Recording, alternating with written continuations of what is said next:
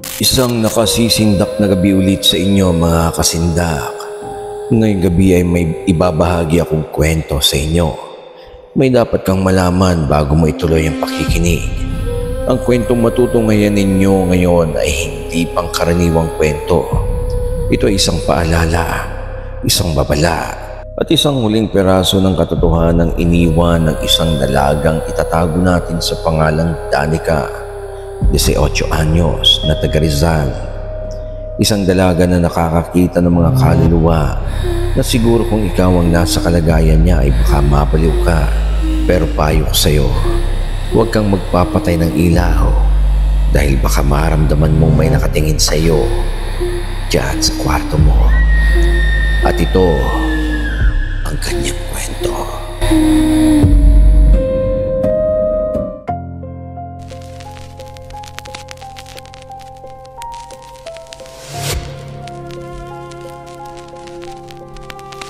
Sa bawat bukas ng ilaw, may gumagalaw na anino. Sa likod ng kwento mo, may bumulong na demonyo. Hindi to drama, hindi pelikula sa sinehan. Mga lihim sa dilim, dito lahat ilalantad. Hawak ang mic, subalit ang hangin ay malamig. May mga matang nakamasid sa bawat salitang mabibig. Bawat kwentong may panganib, bawat takot nitinig. Kapag pinakinggan mo to, titindig ang iyong balahib. Sa dilim kagkukubli, mga sigaw na di marinig. Sindakang pagpasok mo rito'y walang balik. Sindak TV, dito nagsisimula ang bamot. Mga matang nagmamasid pag ikaw ay nag-iisa. Tatok mga kwento mong di mo kayang limutin. Kahit anong gawin mo tatatak sa isipin. Sindak TV, saan ka masusundan?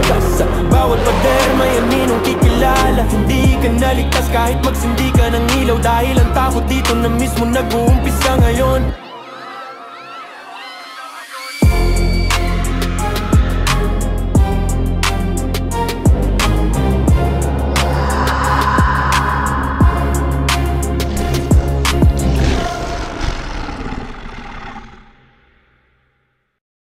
Mag-subscribe ka na ngayon na.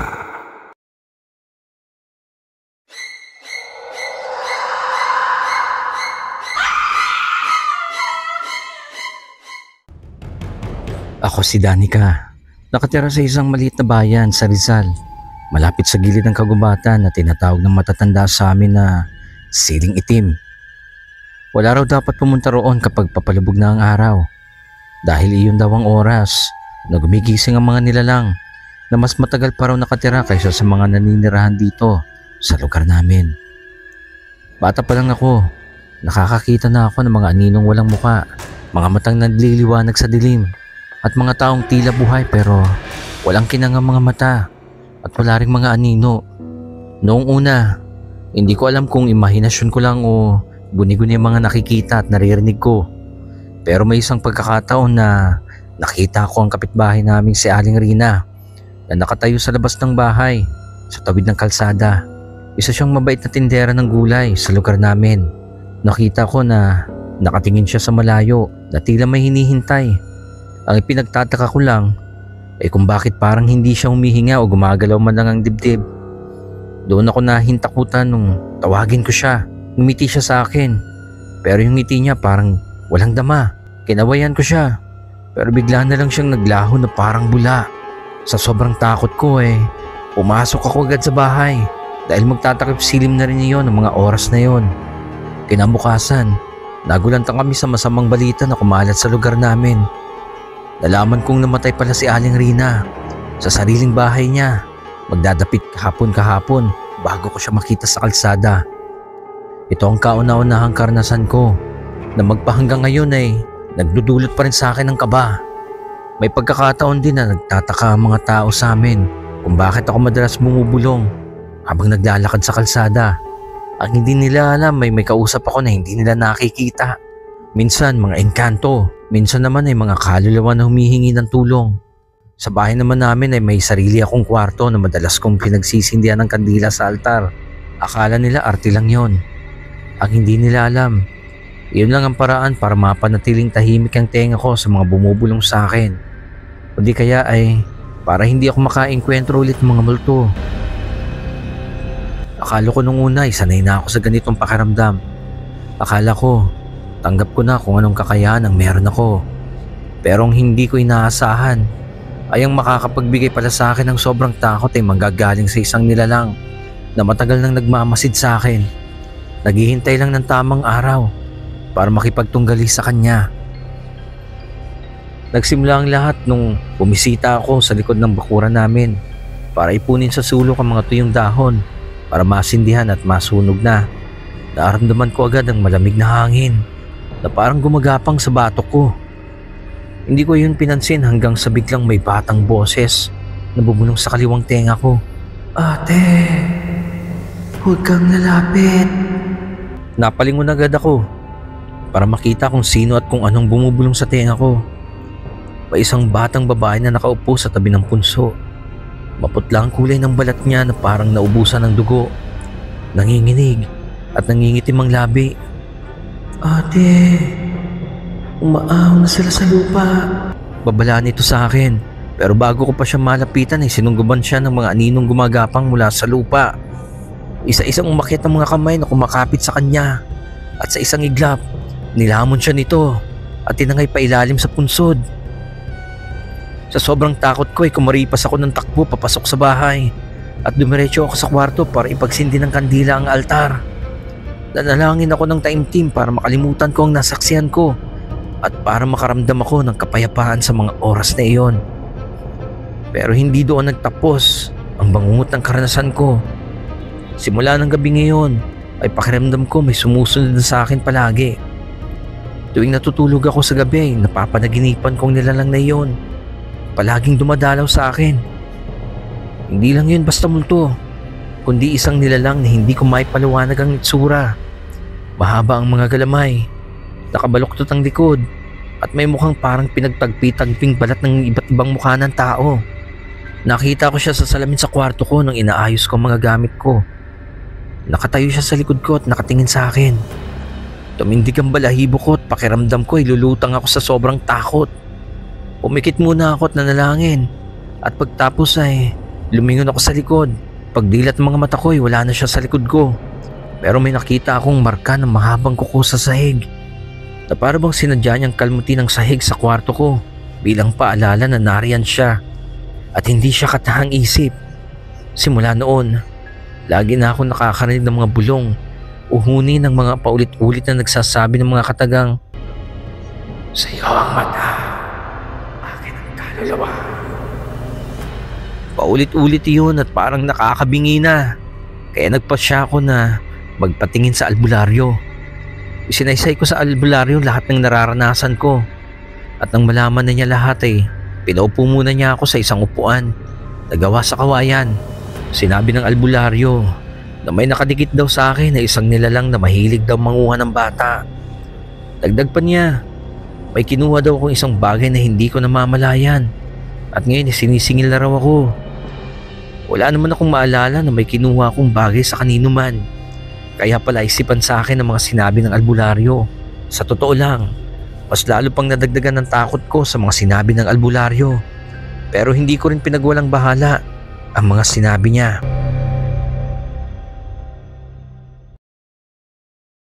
Lumipas ang mga araw na hindi ako makatulog na mahimbing. Sa tuwing ipipikit ko kasi ang mga mata ko, nakikita ako nila lang na iyon. Napansin na ng mga magulang ko ang biglang pagpayat at paglalim ng mga mata ko. Pero sinabi ko sa kanila na okay lang ako. Gusto ko mang sabihin sa kanila mga nararanasan ko sigurado naman akong hindi nila ako paniniwalaan. Paano ba naman? Ang nanay ko ay member ng charismatic at ang tatay ko naman ay lay minister sa parokya namin. Kaya malabong mapaniwala ko sila. Pero minsan habang naglalakad ako papunta sa school ay bigla na lang tumigil ang mga tao sa paligid ko. Lahat sila napatingin sa akin. Nakangiti sila. Yung tipo ng ngiti na walang kinang ang mga mata. Napansin ko rin na hindi sila humihinga. Maya-maya pa ay biglang lumitaw sa likuran nila ang nilalang na nagpapakita sa akin. Bigla akong nakaramdam ng matinding takot. Parang may malamig na tubig na bumuhos sa ulo ko pababa sa talampakan. Hindi ako makagalaw ng mga oras na iyon. Pakiramdam ko ay paralisado ang buong katawan ko. Mas lalong tumindi ang hilakbot na nararamdaman ko. Nang sabay-sabay pero dahan-dahang lumalapit sa akin ng mga tao na nakaakay ang mga kamay patungo sa akin, na para bang kukunin ako, na para bang ibibigay nila ako sa halimaw na yon. Pero ipinikit ko ang mga mata ko at nagsimulang manalangin ng nobena. Pagdakay naramdaman ko na may sumampal sa akin ng malakas. Sa sobrang lakas ng sampalin, napatigil ako sa pag-usal ng dasal. At pagdilat ng mata ko, bumugad sa akin ang mukha ng nanay ko na alalang-alala sa akin. Binabangungot na pala ako at tiyempo naman naginising ako ng nanay ko. Pagbangon ko ay naalala ko ang lahat ng sinabi sa akin ng albularyo. Sabi niya ay nagsimula daw ang lahat ng nararanasan ko nung mapadpad daw ako sa siling itim na 50 metro lang naman ang layo mula sa bahay namin. Isa itong lugar kung saan ay naging tapunan daw noon ng mga batang babae na ginahasa at pinatay ng mga Hapon noong World War II. At base sa kwento ng mga matatanda sa amin, may mga halaman daw doon na namumunga ng sili na kulay itim. Palatandaan daw yon ng bigat at dalamhati ng mga kaluluwa roon. Kaya pinangalanan nila ito na siling itim. Kaya mahigpit na sinasabi sa amin ng mga bata pa kami na hindi dapat kami magpunta doon para maglaro dahil napakadelikado raw. Pero sabi sa akin ng albularyo ay dapat naharapin ko mag-isa ang hamong ito dahil ako lang daw makakatalo sa sumpa na nakuha ko mula sa lugar na yon. Araw ng Sabado at walang pasok noon nang mapagdesisyonan kong sundin ang ipinayo sa akin ng albularyo. Kaya naman para matapos na ang lahat ng ito, naglakas loob akong pumunta mag-isa sa siling itim para harapin ang problema ko. Bit-bit ko ang kumakabog na puso at isang malit na kandila at malit na Biblia ay naglakad ako papasok sa kakahuyang iyon. Habang papalayo ko mula sa bukana ay napansin kong tahimik ang buong paligid. Walang huni ng kuliglig, walang ihip ng hangin, walang huni ng mga ibon o kahit na anong mga hayop na maririnig. Tila isang gubat na nakakulong sa isang tahimik na kwarto ang lugar at nakakabingi ang katahimikan na yun. Pagdating ko sa gitna ay nakatayo ang isang malaking punso na napapalibutan ng makapal na kakawayanan. Noon lang ako nakakita ng ganon kalaking punso sa tanang buhay ko na halos kasing laki at lapad ng isang tipikal na kubo. Nakabuka ang lupa sa harapan nito, parang bibig na handang lumamon ng sino mang lalapit dito. At sa loob nito ay may kapansin-pansing kumikinang na parang mga mata. Maya-maya pa ay biglang may kamay na humawak sa bukong-bukong ko. Nakaramdam ako ng matinding takot dahil napakalamig ng kamay na yun. Nagsimula akong umusal ng isang linya ng dasal pero hindi ko pa man nasasambit ang ikatlong salita. Ay may narinig akong isang boses, malalim at putol-putol. At ang sabi niya, "Ibalik mo ang kinuha mo." "Wala akong kinuha sa'yo, kaya lubayan mo na ako." Sambit ko sa kanya. Unti-unting lumabas mula sa ilalim ng lupa ang nilalang na palaging sumusunod sa akin. Sa pagkakataong iyon, ay malinaw kong nakikita ang mukha niya. Siya yung batang babae na napakita sa akin sa punso na nasa likuran ng bahay namin. Nanilisik ang mga mata niya at galit na galit. Lalapit na sana siya pero pinilit kong sambitin ang mga dasal na natutunan ko. Hawak-hawak ang maliit na Biblia, itinaas ko ito at itinapat sa mukha niya. Sumigaw ito ng ubod ng lakas na animoy nasaktan siya sa mga ginawa ko. Hindi ako tumigil sa pagdarasal ng mga oras na iyon. Kahit na pakiramdam ko ay babagsak na ako sa lupa dahil sa panginginig ng mga tuhod ko. Maya-maya pa ay mas lalo pang tumindi ang sigaw ng nilalang na iyon. At pagdakay nagsabi na, "Palayain mo kami sa punso."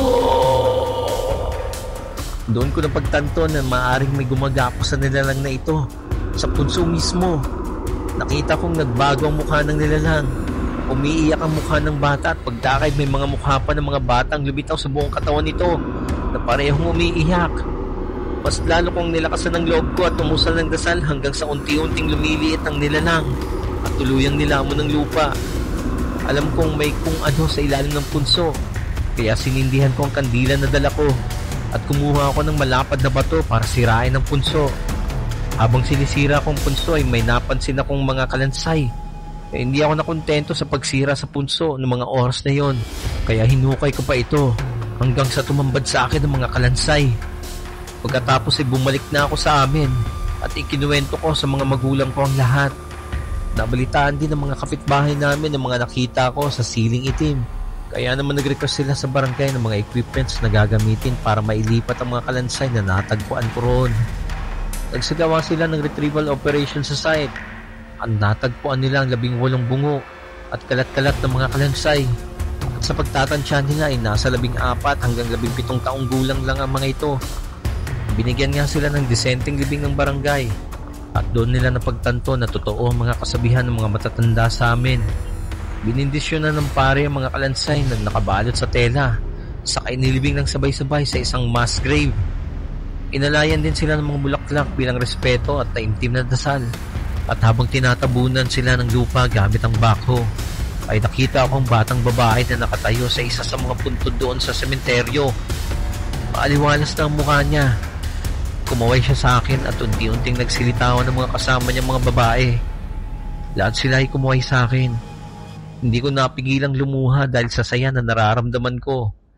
At maya-maya pa inagaw sila ng liwanag na nagmula sa langit at naglaho sila sa isang iglap. Simula noon ay wala nang gumagambala pa sa akin. Nakakatulog na rin ako na mahimbing sa gabi nang walang naririnig ng mga bulong o karaskas sa kwarto.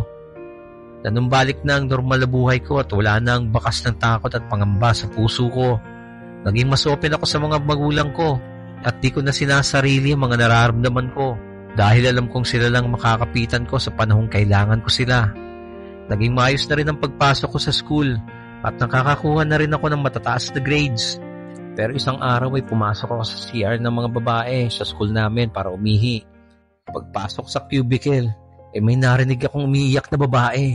Noong una ay hindi ko pinansin dahil baka pinagtitripan lang ako ng mga kaklase ko.